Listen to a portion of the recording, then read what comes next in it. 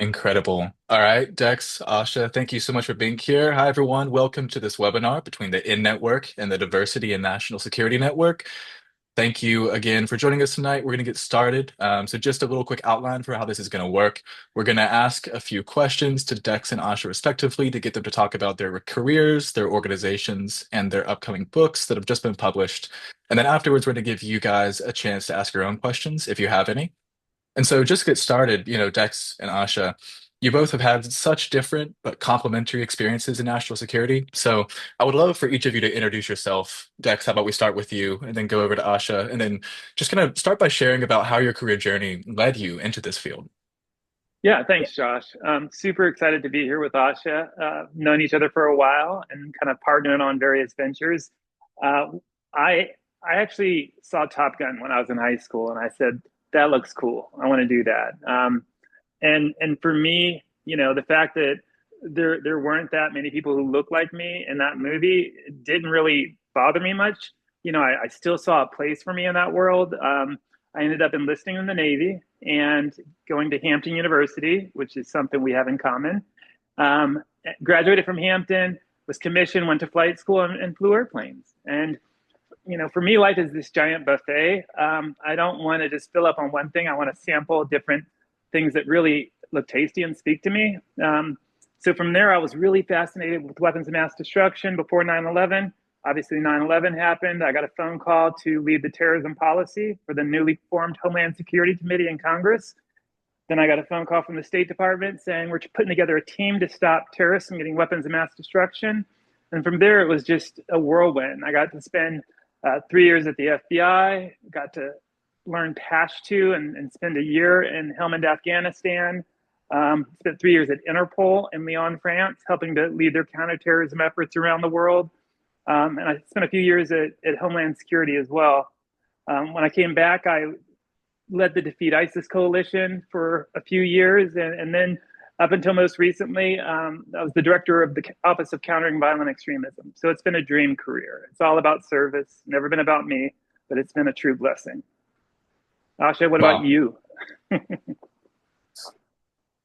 Yes, thank you so much, Dexter. I'm so happy to be here with you too. We do have a lot in common. Not only you're my fellow Hamptonian that I look up to, we're both Greek. That's right. We're both veterans, and we both have work in counterterrorism. I also joined the military, but right after 9/11, I was part of that generation that was actually inspired to be part of the military because we just want to protect our country, make that sacrifice. So I ended up getting commissioned at Hampton, and then eventually deployed 3 years later to the Middle East. But prior to that, did work down in Central America. And yeah, so my military experience has really been Middle East based too, as well, just like yours. And I went into academia and also served in the Biden-Harris administration working on Middle East policy at State Department, like you. So yes, because my career has always been like multi-domain. I had one foot in and one foot out in the government a majority of time. I before I worked at the State Department where I met you, Dexter. I also worked at State Department at the United Nations mission, which was a really great opportunity to work very closely with leaders like Susan Rice. And I'm also in academia, worked with different nonprofits. So I would characterize my career like a multi-domain, a millennial multi-domain career path where it's all over the place and experience multiple things. So excuse me, it's loud behind me. I'm in Brooklyn. So but anyway, yeah, so that's been my career path. And then I was also inspired to start a nonprofit like you. And you're man, you're really killing it. But I started my nonprofit based on the fact that I also wanted better representation in our national foreign policy. And I would tell you, Dexter, and everyone else, the reason why I did that because it's not just because it's an affirmative action thing. It's also because I saw that it further critiques our national security policy. And one experience that I learned about this was in the military when I was in Iraq. I remember when ISIS first came out of Syria into Iraq and took over like 70% of the country. A lot of us at that time, Dexter, we didn't even know what was ISIS. We were like, what is that? No one could figure it out. Not even CENTCOM at that time. But there was this one first lieutenant I remember who knew exactly how to explain what exactly is ISIS. And only because he was from that area, he was Iraqi American. Wow. And I said, whoa, if we didn't know him, oh my God, we will probably have not known initially what exactly is ISIS. So I said, this is why diversity is so important, right? So I always took that experience into account, that we need these different representation and voices and perspectives, not only because it's a great thing to do, but also we live in an international system that's so complex. It has so many different like dynamics that are going on. It's very heterogeneous, right? So we need to make sure our workforce represents that, especially on the strategic level when it comes to foreign policy making. I love that. Yeah. That's incredible. And Asha, I'd love to just ask you a bit more about your experience in founding DINSN. You know, you went from serving within the national security system to founding this organization. Can you share a little bit more about the problem connected to the lack of diversity in the national security field that you were trying to solve at the time? How has it grown since then? And then what's been the biggest impacts you've seen?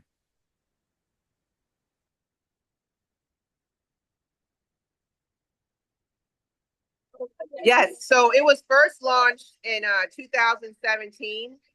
We're more than 5 years old, and I would say it's been quite an interesting roller coaster.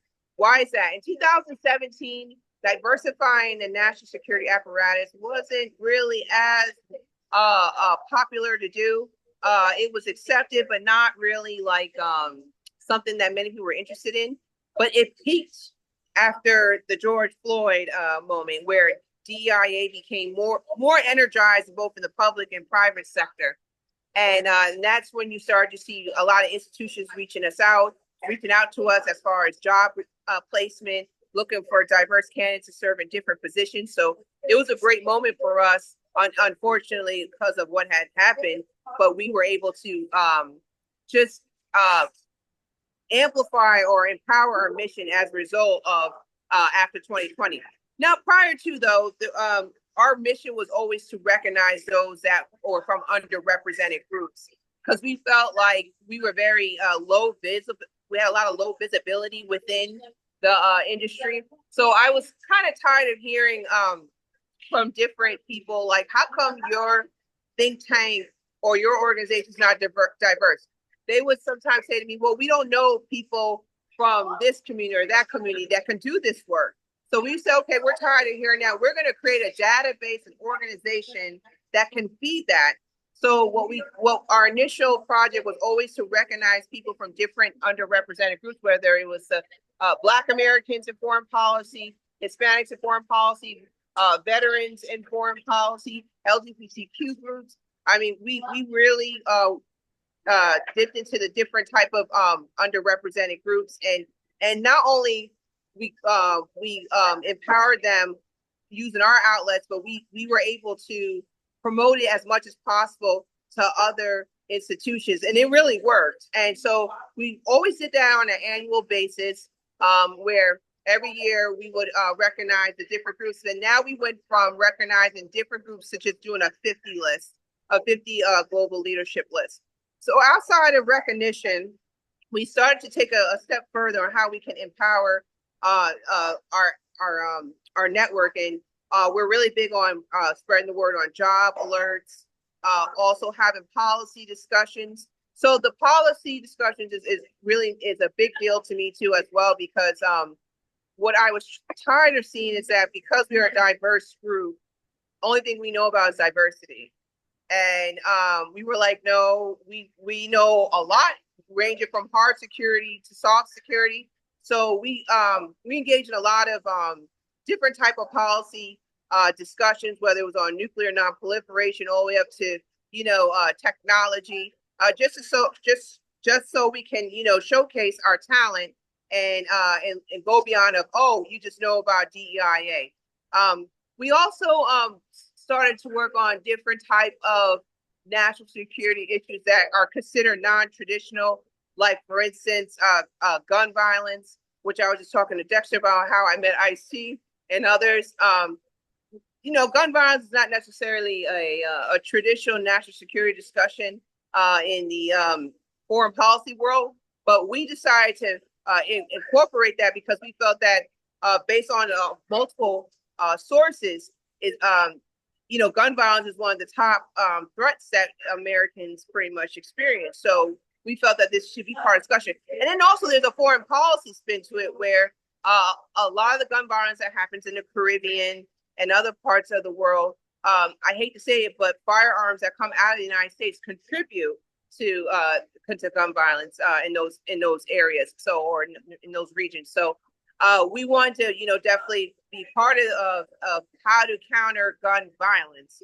And it was quite interesting. We did something really different when we worked with different celebrities, not just so we could be cool, but also because we felt that the people that we were working closely with, these celebrities, had a huge influence when it comes to people listening. And we wanted to go beyond just the beltway of people listening in terms of gun violence. We wanted to also go to other communities.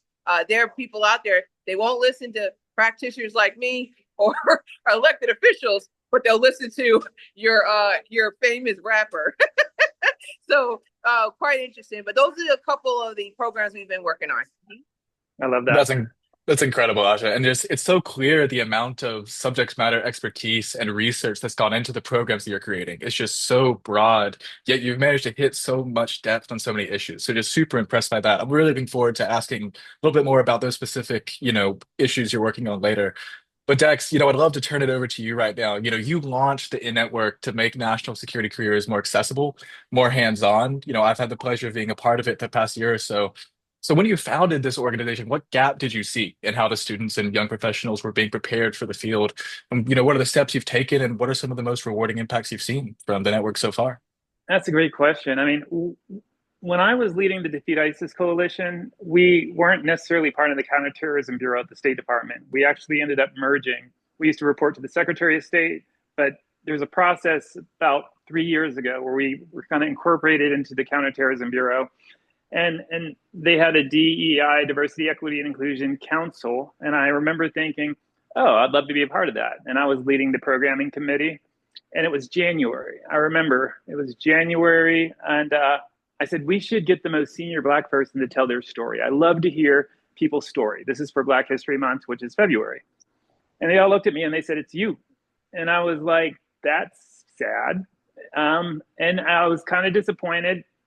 But then I ended up telling my story, and it really pulled a lot of people in. I had so many people by being vulnerable. When I talk, I want to make sure that people see that I am not anything special. I'm a person who follows his passion and tries to connect with people on the human level.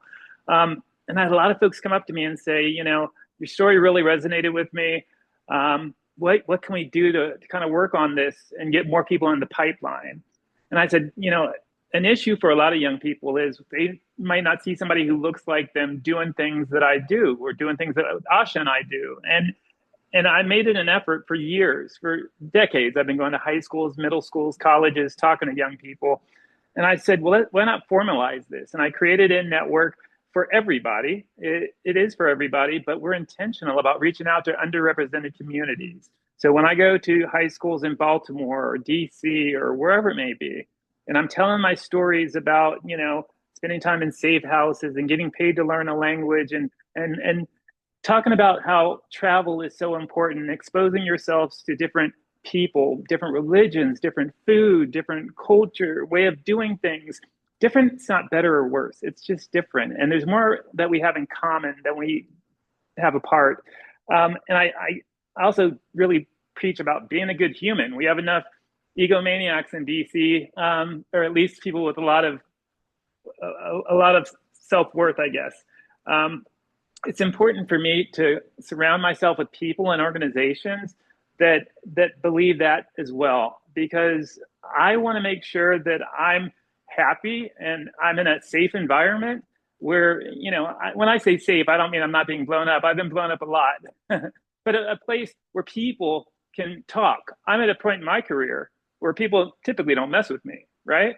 But as you come up in your career, you have different types of bosses, you have different types of peers, you have people out there that that can act out sometimes. And I kind of, my analogy is maybe they're nice to me, but they're not nice to somebody else. It's like dating somebody who's nice to you, but they're not nice to the waiter. You know, I don't want that either.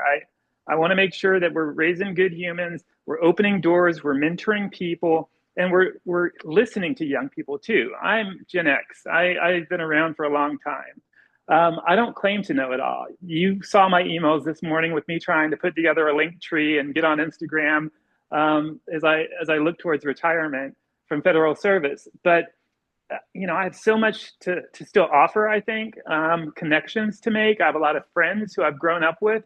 When I talk about life's about people, you know, when I first was in DC, there was no social media. There weren't even iPhones or anything like that. And I had a great crew. It was me and my buddy. One was a Navy SEAL, one was a firefighter. Gosh, we had just a one was an FBI agent. We all kind of grew up together. We challenged each other and in the best way possible. We were pretty close. And I look up now and I have friends that are really senior that I've known for, in some cases, 30 plus years, who I can pull into a network and help mentor and guide some of these young people, whether they're data scientists or cybersecurity experts or homeland security experts or emergency management or FEMA folks, you name it, Intel, CIA, ODNI, all those aspects. And they want to give back. They want to help, you know? So that's why we do things like this webinar, and we partner with really important other organizations and people like Asha and Diversity and National Security Network. The more diverse we are, that means people from California to Oklahoma, from Alaska to Miami, men, women, people of all different backgrounds. I think the safer we are, because if you look throughout history, the most diverse organizations have survived. They've thrived. I look at the Code Talkers, who were Native American Marines during World War II. They were punished for learning their language or speaking their language when they were in school, but we wouldn't have won the Battle of Iwo Jima without them. You know, that natural language they had, which was so crucial during World War II, as their Marines on the front line, and the Japanese couldn't break these codes, which was their language. Crucial, super crucial. You know, we have folks out there, like so many women during World War II, who worked in Bletchley Park and helped crack the Enigma code along with Alan Turing. Men used to think women don't have the mental capacity to do math. And that was an overlooked group. But once you pull from more backgrounds, the better off we were. Like their work then said to cut the war 2 years shorter. You know, Alan Turing, a gay man during World War II, who really led the way to solving the Enigma code. But then after the war, he was chemically castrated and ended up dying by suicide. You know, so many people have stepped up when their countries haven't always treated them right. And I think it's important to pull from all aspects of diversity. We need everybody, different points of view. I've been in the room before where so many people had one point of view and groupthink, and I had to point out, there's going to be a lot of civilian casualties if we do this. And they were like, oh, we didn't think about that. And I'm talking a lot of civilian casualties. And that one voice, me speaking up from my experience, my background, you know, has made a difference. When I travel abroad and I'm in Afghanistan, I look like an Afghan. I speak Pashto. I wear a beard and I wear the local clothing. If I go to Morocco and I'm representing the United States of America, I can tell you, I do more interviews than most people because they see somebody who looks like them. They see somebody, they see me in themselves. Same in other places of the world. I was recently at the CIA and we were talking about our embassies in Hong Kong. And they were saying, it's really nothing, it's hard because you have a bunch of white people speaking Mandarin and they stand out. It's hard to be a spy, you know, in the CIA in Hong Kong because, and I was talking with, you know, I was talking to folks who were Asian American, but they were just explaining the situation to me, and they've set up recruitment efforts. It just makes us safer. If you look at treaties and solutions that have involved women, they last longer.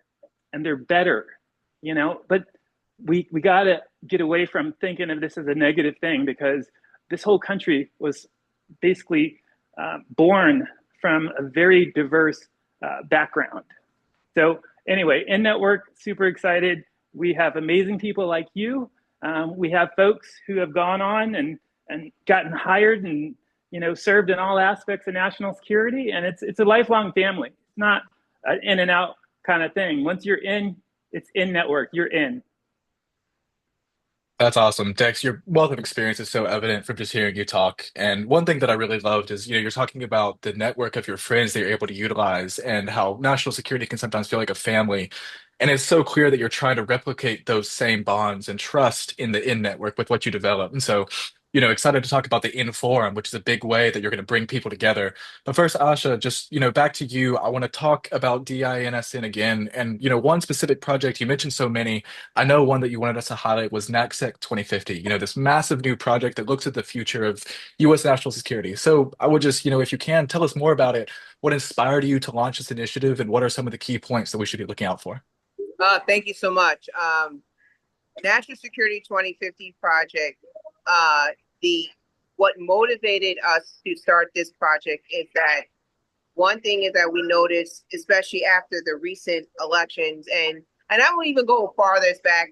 After I came back from my deployment in 2016, I saw where the American people pretty much on average did not have a full scope or view of the world. And in fact, it went from having a really myopic view about the world to where some started rejecting the world, rejecting migrants or immigrants, rejecting international institutions, just overall very bitter, disappointed about trade policies.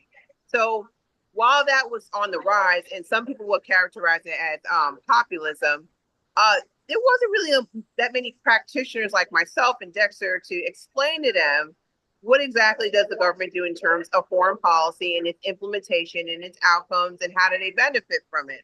So, so National Security 2050 is more about understanding these emerging present and or future national security issues, or aka global trends, and not only helping them understand what it is, but how does it impact them domestically, right?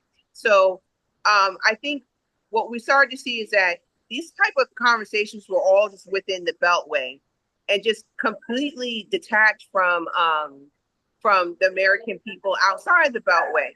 And so I'll give you two examples. When the migrant issue happened or peaked during the election season, evidently a lot of that was tied into issues involving Central America. But nobody was really here to explain to voters, this is what's going on, and this is why many want to come in, and this is why the government is doing this in terms of border security. Just a lack of discussion with the practitioners compared to the voters. And then also, I saw a lot of resistance with regards to, to stop giving Ukraine money. That's not necessary. I don't think they deserve money because I don't have my bills being paid. I have student loan debt. My infrastructure is still a mess. So and they didn't necessarily realize that your government can walk and chew gum. It can still do its foreign policy work and at the same time take care of you at the communities, but their policy results, in terms of domestic policy, wasn't necessarily showing up. So you start to see this comparative politics or analysis with, I'm not feeling some of the foreign policy decisions because I'm not happy at home. So we're here to help have those kind of conversations, and as far as how does foreign policy impact you, and not only just be just a talk fest, but also provide recommendations on how do you adapt to these global trends? How do you adapt to these national security issues? Why is it important to have U.S. aid still going on or happening instead of dismantling it? Because let me tell you, when U.S. aid was completely dismantled, there were American people that had no idea what is U.S. aid. And so then they didn't really care that it was dismantled. So we're here to help explain that, saying, no, we want U.S. aid functional or not dismantled. And here's the benefits in terms of American power and as far as why USA should still continue its mission. And here, this is what USA's mission is. A lot of them did not know. So we're here to help explain that, and as far as the domestic impacts of what are these global issues. I love that. Yeah, that's awesome, Asha. And just, so clear, educating the American public about the world is so important. We can't always be isolationists. We have to engage with the world around us because, Dex, just like you were saying, that's how we learn when we engage with people who don't necessarily look like us and different cultures and different places. And so, Dex, turning to you, the In Forum is the In Network's exciting new program. It's a way to bring people together. Just, I wanted you to share a little bit more about the resources and content that you can find in the In Forum and Yeah. just how it can shape the next generation of national security leaders. What type of experience could someone get through that forum?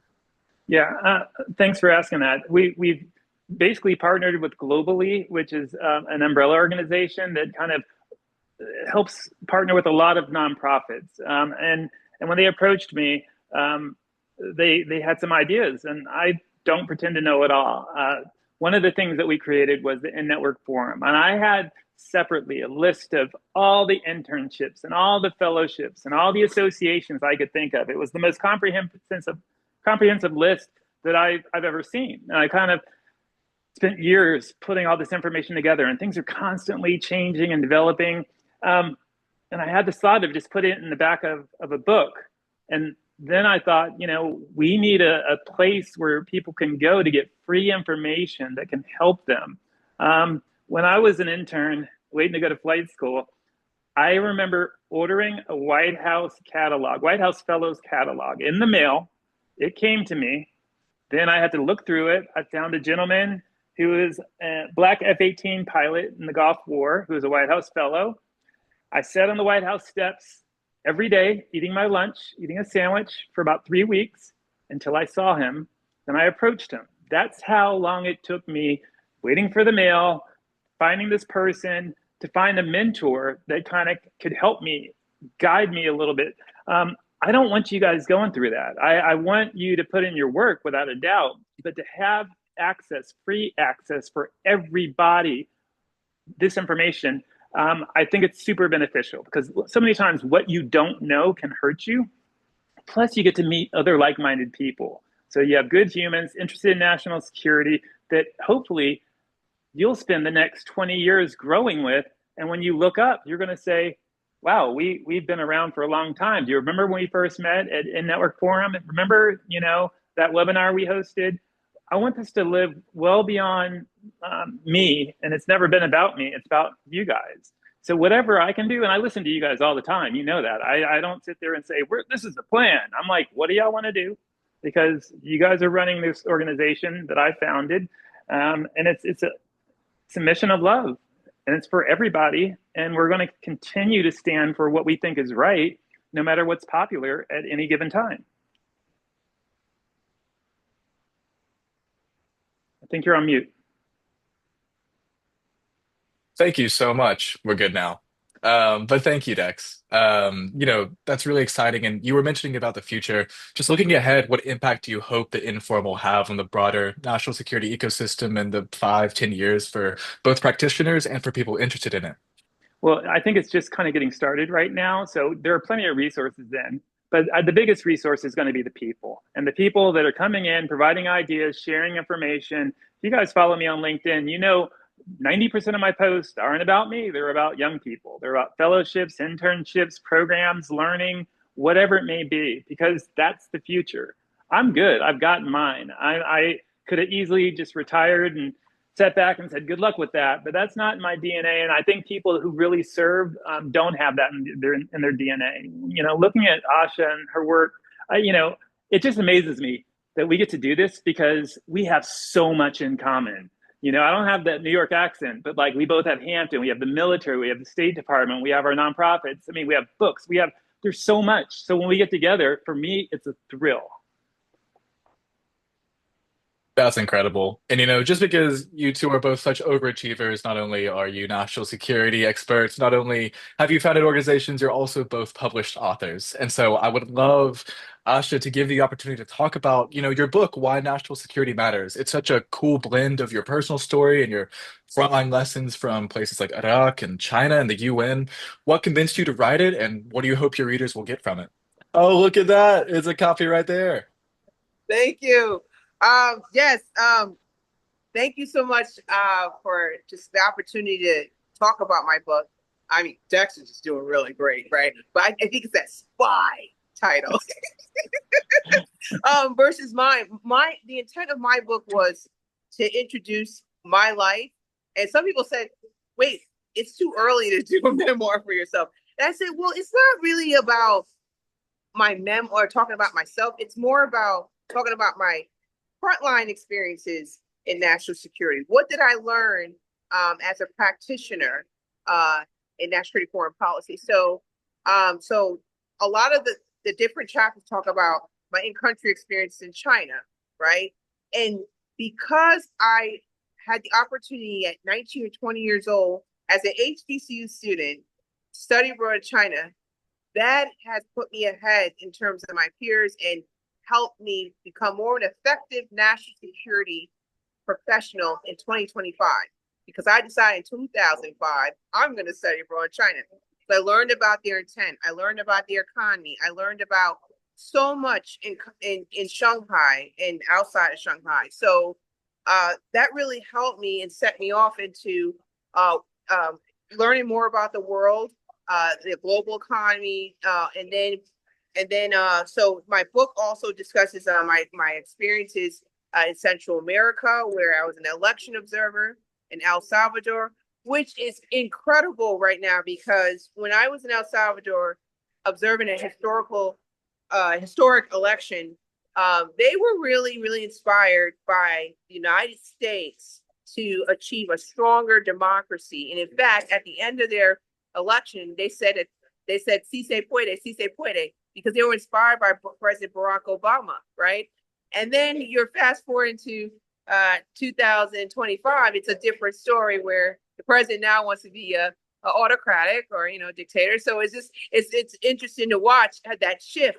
But I was able to identify that shift because I started early in my career in Central America.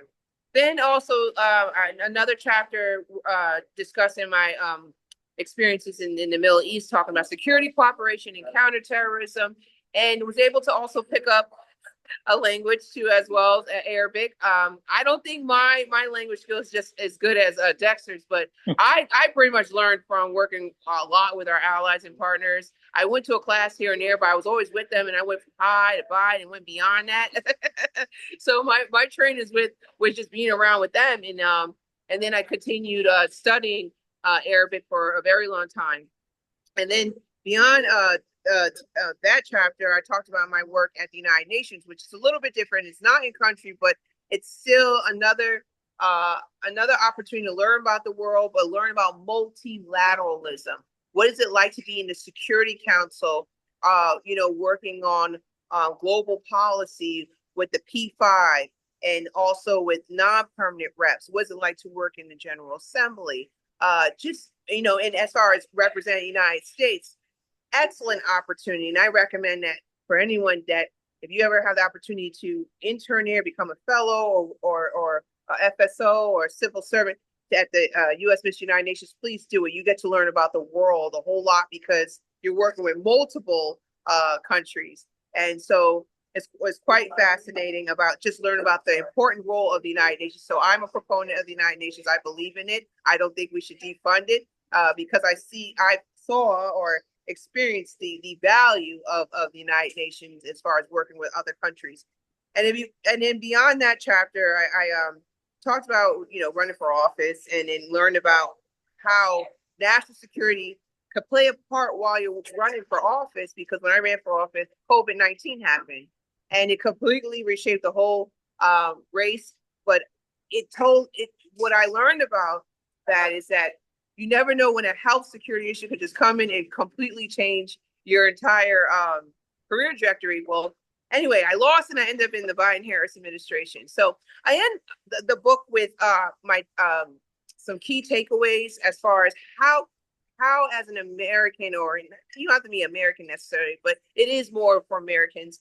How what is it exactly you can pick up from this book in terms of the so what, like studying abroad, considering a career in STEM, prepare for a future economic recession, building up your financial literacy as well as civic education, understanding that it is important to, work with international institutions. I mean, there's so many great key takeaways that I think there are good and valuable. It helps you adapt to the 21st century. Hmm. That's phenomenal, Asha. And then, Thank Dex, you. Thank yeah, Dex, over to you. Just, your book, The Spy Archive, it's real spycraft, it's artifacts, behind the scenes stories that don't reach the public. It has so many endorsements from real spy espionage practitioners that describe it as preserving the legacy of the intelligence community. Why do you think it's important right now to bring those stories into the open? Well, history repeats itself, and so many of the stories in this book, I'm going to kind of start tying to modern day events. The human piece of the spy archive and spy history is something that hasn't changed, whether you're looking at ancient Egypt and Mesopotamia 3,000 years ago, or you're looking at spycraft and tradecraft today. That human piece is super important, and it talks about so many different things. It talks about the ethics when it comes to spying and mass surveillance, and it is not opinionated in any way. This is kind of truths. It kind of outlines different truths and how intelligence and espionage has changed and how it stayed the same. I think that once you see and hear these stories, some of them I touched on earlier, but there's so many people out there that have done amazing things throughout history. Really smart things. I mean, you're talking about folks like Sun Tzu and Genghis Khan to Machiavelli. I mean, you're talking about James Lafayette, who was a slave during the Revolutionary War, who Benedict Arnold thought was his guy, and he was actually spying for George Washington, and he got some of the best information. And when the British lost, they were blown away to see him standing there with George Washington. But even after that, he went back into slavery. You have so many modern day stories also about people who spy for various reasons. It could be money, it could be ideology, it could be coercion, or it could be their ego. We're seeing a lot of folks right now leaving government. Well, traditionally, if you look at Robert Hansen, who my friend Eric O'Neill took down, if you see the movie Breach, it's about Eric, who endorsed the book, by the way. Hansen wasn't promoted. He was a GS-15. He thought he deserved more, and he started spying just to show that he was the smartest guy in the room. That was something that was a real threat back then. It was a huge, so many people died because of his double agent kind of mentality. We have so many people now that are qualified, that are smart, that don't have jobs in government, and that's always a threat. I think you got to look at that. That ego piece. I don't think most people, would do that. But when people are looking for work, sometimes they're approached by universities or international organizations or friend companies, and you don't know that you're actually doing something that you shouldn't be doing. And when you have that many people looking for work, it becomes a real threat. So I guess my point is history repeats itself over and over and over again. And these stories pull you in. It's an easy read. All the proceeds go to NNetwork. There's not a dime that I make out of this book. It's being sold at the International Spy Museum. We have a book signing on September 6th with my good friend Jana Mendez, who's another famous spy, the former chief of disguise for the CIA. She has a book out. So we'll be doing a joint book signing. She's a bigger draw than me, so I asked her to join me, and she said, "Thank you. Yes, I will." But yeah, super excited about the book. Please go out and buy it. It supports a worthy cause, and it is a fun read. A lot of great stories that you've never heard of that are all true. That's incredible, Dex. Just for everyone watching, I've just put both of the links to each respective book into the chat. They'll take you straight to Amazon where you can purchase it. I've also sent a link to Dexter's link tree that has links to his Instagram, LinkedIn, and other things that are connected to him. So thank you so much, everyone. I'm going to now open the floor for questions. If you have anything you'd like to ask about Dex or Asha's careers, the respective organizations that they've founded, or about their books, now's the time to raise your hand and do so. And we're open books, so don't be afraid of asking us anything. Yes. I actually I have a question for each of you. I have one for each of you. So I'm just gonna start with Dex. You mentioned encouraging people to experience and immerse themselves in different and as many cultures as they can. And I know you mentioned reposting opportunities, but beyond that, what advice would you give to young professionals on how to afford those types of experiences?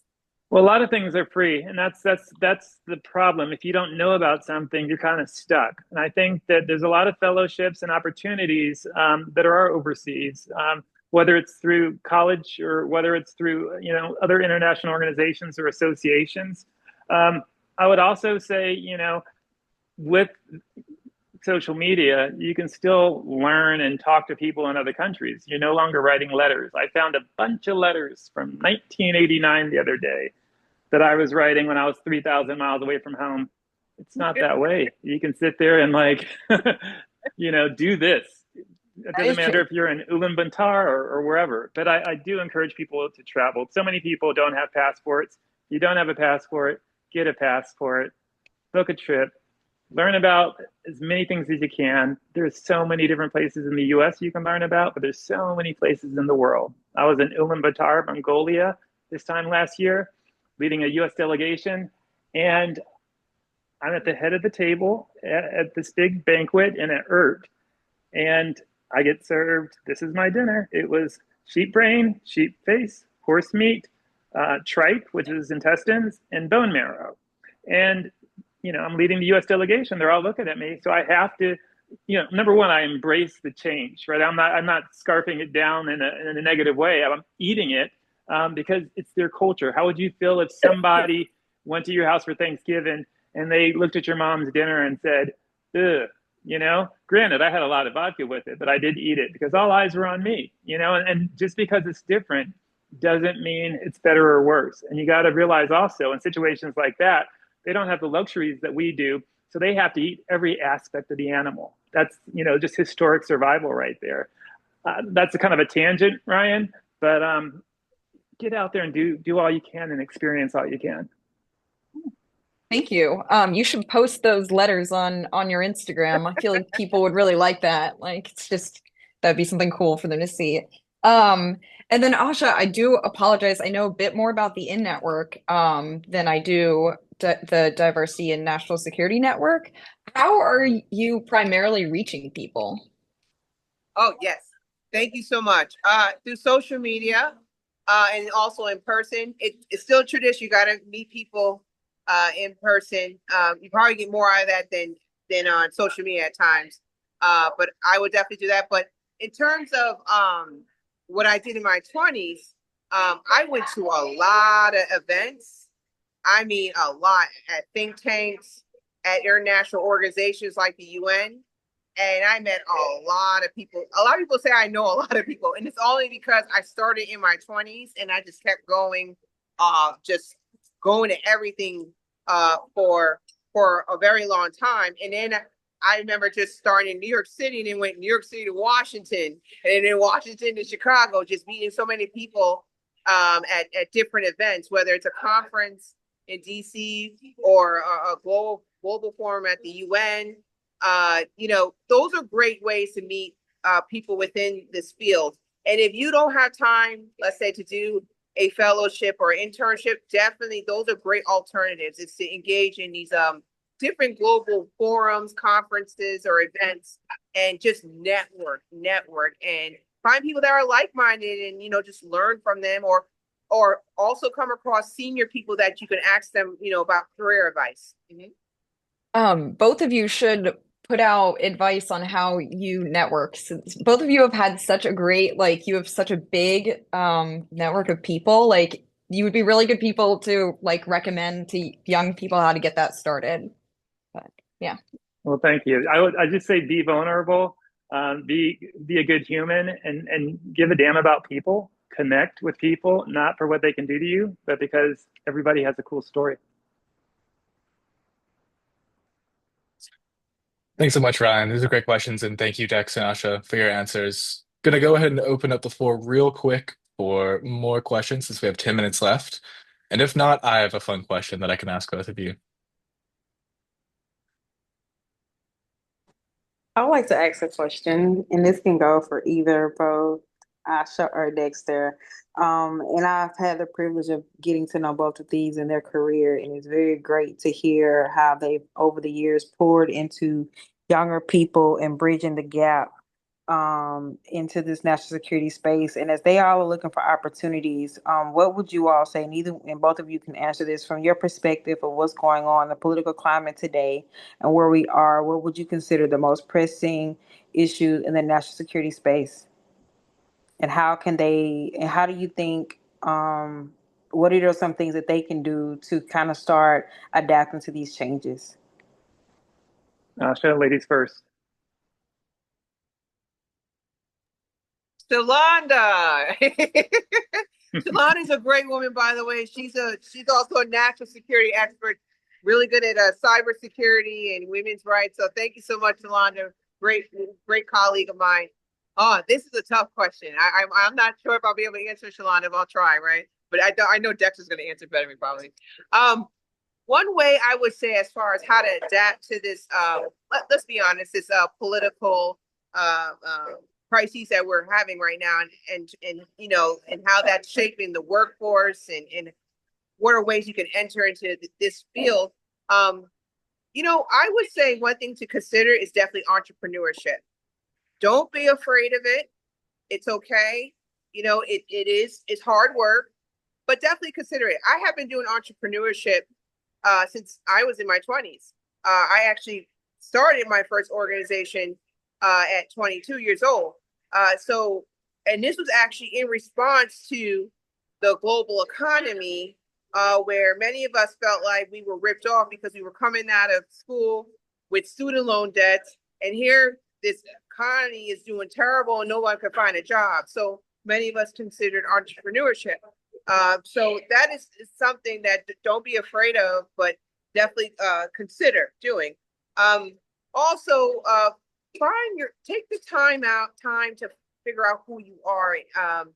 You know, when there's chaos, sometimes there's opportunities, and then figure out what is your voice, right? And if you want to be someone who wants to work behind the scenes, right, then create a career based on that. Or if you want to be someone who's loud and wants to fight some of these political issues, then create a whole bunch of social media networks and get yourself out there, right? So figure out where is your position in terms of, you know, across the spectrum as far as what's going on right now. So that's really important, and because you don't want to do something that you regret, but you know, and also too, you don't, if you're going to go all out in terms of speaking your mind, don't expect to get a job from this specific institution. So that's very, very important to know as well.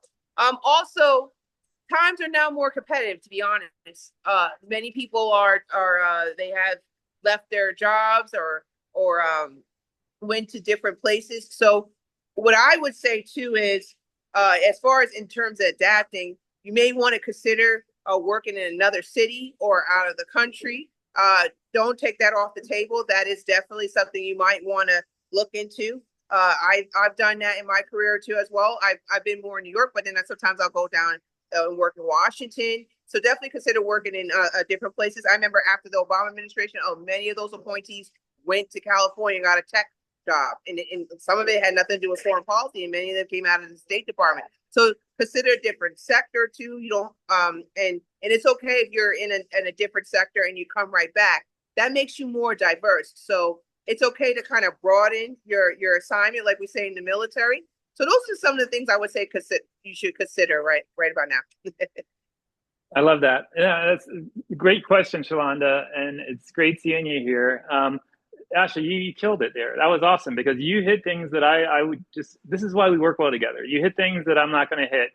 I was talking to a young person earlier today, and I was saying, how tough these times are because you have a lot of young people who were on probation at different government agencies that were let go. You had fellowships and internships that either started and then ended abruptly. And then you have a lot of people mid-career in the workforce that are also looking for opportunity. I think there's a lot of people still holding on to the hope that they're going to get back into government or they can find something. And my advice, to be very blunt, is let go. Let go for now.